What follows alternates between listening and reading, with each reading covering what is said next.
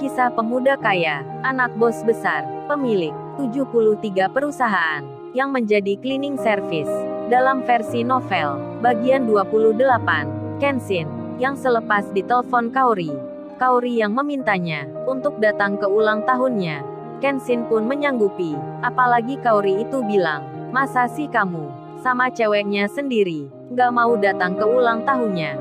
Kenshin yang mengingat itu, apalagi baru jadian, ia yang kini di rumahnya, berpikir tentang kado apa yang cocok untuk Kaori. Di sela itu, ia dipanggil ayahnya. Kenshin, ayah mau bicara. Kenshin menghampiri. Ayahnya itu bilang, Ken, entar di sini ayah ada meeting. Dari beberapa perusahaan akan hadir. Mereka yang ikut presentasi adalah para pimpinannya dan kepala staf kantor. Ayah nanti akan tanya kinerja perusahaan masing-masing, serta laporan untuk bulan ini. Kalau kamu mau belajar, kamu bisa hadir di situ nanti. Mengamati penjelasan mereka, kan cepat atau lambat, kamu harus tahu juga Ken. Karena nanti kamu akan jadi pengganti ayahmu ini. Kenshin menjawabnya, iya baik. Kenshin lihat dulu nanti. Kalau Kenshin lagi mau, ya akan hadir ke situ. Ayahnya pun menyahut, ya sudah kalau gitu, ayah bersiap dulu. Dan Kenshin mengiyakan. Kaori yang di tempat kerjanya, ia tak habis pikir, kok bisa nomor teleponnya Kenshin terblokir di handphonenya. Kaori juga mengingat lagi, kalau Kenshin ke rumahnya kemarin, dipesani mamanya, jangan datang lagi, karena Kaori punya tunangan. Kaori pun kini merasa, meski diperlakukan demikian, Kenshin itu tak marah, bahkan terkesan tenang.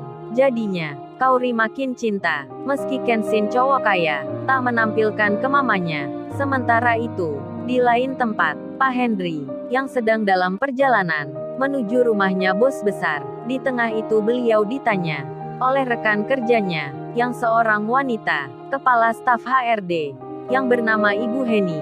Ibu Heni itu bicara, oh ya Pak Henry, putri Bapak kabarnya gimana? Yang terkenal cantik itu. Pak Henry menjawabnya, oh Kaori masih baik-baik saja Ibu Heni.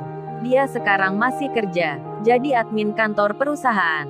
Di saat itu, Ibu Heni tersebut, begitu pula Pak Henry, masih belum tahu kalau tempat kerjanya Kaori miliknya bos besar juga. Dan Ibu Heni menyahutnya, oh Kaori kerja di kantor. Yaitu memang pantas Pak Henry. Kan Kaori cantik, pintar pula anaknya, pasti itu karirnya cepat naik. Terus gimana dia Pak Henry?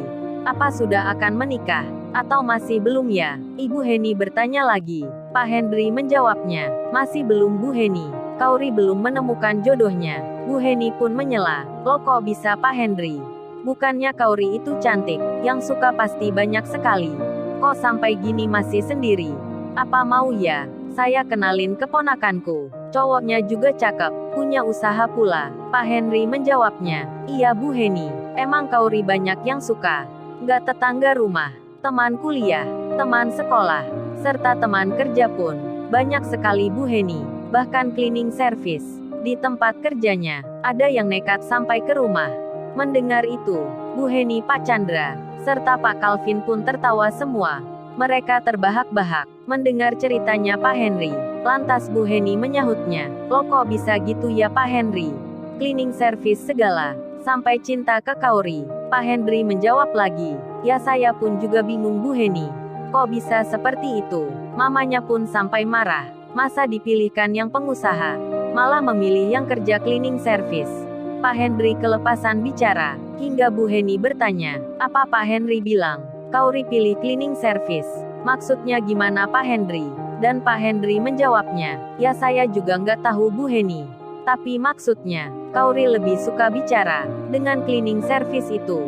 Bu Heni pun berkata, kalau Kaori seperti itu, mau menerima kunjungannya, berarti cleaning service-nya itu cowok yang tampan Pak Henry. Secara logika kan nggak mungkin. Kaori yang cantik gitu, sampai mau menerimanya. Dan Pak Henry bilang, tapi Kaori sudah saya peringatkan Bu Heni.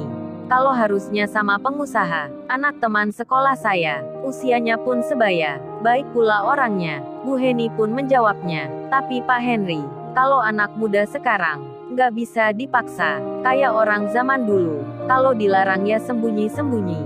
Saya malah jadi penasaran, cleaning service-nya seperti apa?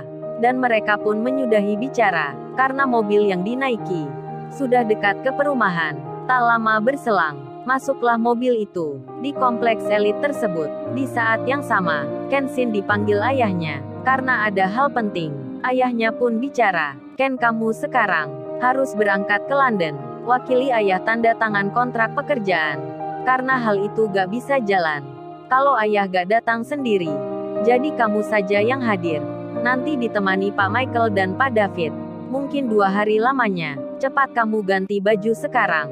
Kenshin pun mendengar itu. Ia pun tak bisa menolaknya. Karena hal ini bersifat penting. Dan Kenshin mengiyakan. Meski ulang tahun Kaori tinggal 3 hari lagi. Dan bersiaplah Kenshin membawa keperluannya di luar rumahnya sendiri. Mobil-mobil dari para tamu yang diundang ayahnya dari perwakilan perusahaan kini tiba satu persatu, akan memasuki gerbang halaman yang nampak begitu luas. Pak Henry pun demikian. Jadi terheran melihatnya, sampai benaknya berkata, halaman rumahnya saja sampai seperti ini. Dan Pak Chandra berkata, "Ayo Pak Henry, Bu Heni, kita turun." Itu orang dari perusahaan lain sudah berada berkumpul di sana. Pak Henry pun melihat para petugas di sini, penerima tamunya begitu banyak sekali. Seragamnya sama semua, seperti penampilan pengawal. Tiap-tiap sudut pun ada yang menjaganya. Pak Henry yang turun itu. Lalu beliau melihat rumah yang nampak megah sekali, begitu besar, tempatnya luas. Rasanya ini rumah yang paling besar yang di kompleks elit ini. Pak Henry pun mulai berjalan bersama Bu Heni serta Pak Chandra dan Pak Calvin. Mereka saat itu ditemani 2 orang penerima tamu yang berjaga di sini. Lalu salah satunya bicara, "Mari Bapak Ibu, saya antar ke tempat meetingnya. Soalnya nggak biasanya gini, karena jalan utamanya sedang diperbaiki." Pak Henry itu pun melangkahkan kakinya bersama rekan kerjanya. Beliau mengikuti orang itu. Di saat bersamaan, Kenshin keluar dari pintu belakang. Ia membawa koper besar yang berisi pakaian, hendak menuju mobil pengantar. Di sela itu tamu yang baru datang satu persatu turun dari mobilnya. Halaman itu pun terlihat ramai.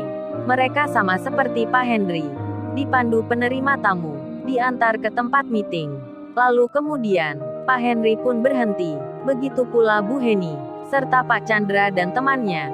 Karena pemandu itu menghentikan langkahnya. Begitu pula orang yang ada di seberangnya, yang mengantar tamu lain. Mereka pun sama, berhenti pula. Pak Henry dan rekannya sampai bertanya, "Ada apa emangnya?" Dan tak berselang kemudian, mobil yang kacanya terbuka, menyalakan mesinnya, bersiap akan jalan. Para pengawal itu pun menunggu. Dan saat mobil itu berjalan melewati depannya, mereka pun menyapa, "Selamat jalan Tuan Muda, semoga selamat sampai tujuan." Sambil merundukkan ke arah mobil, para pengantar tamu itu hormat. Pak Henry pun mendengarnya, begitu pula rekan kerjanya. Mereka lalu melihat orang yang duduk di belakang, berkaus biasa, seorang pemuda yang tersenyum, melihat pengantar tamu yang lagi menyapanya, dan Pak Henry pun terkejut seketika. Lalu, bagaimana kisah selanjutnya? Subscribe channel ini untuk episode berikutnya. Terima kasih.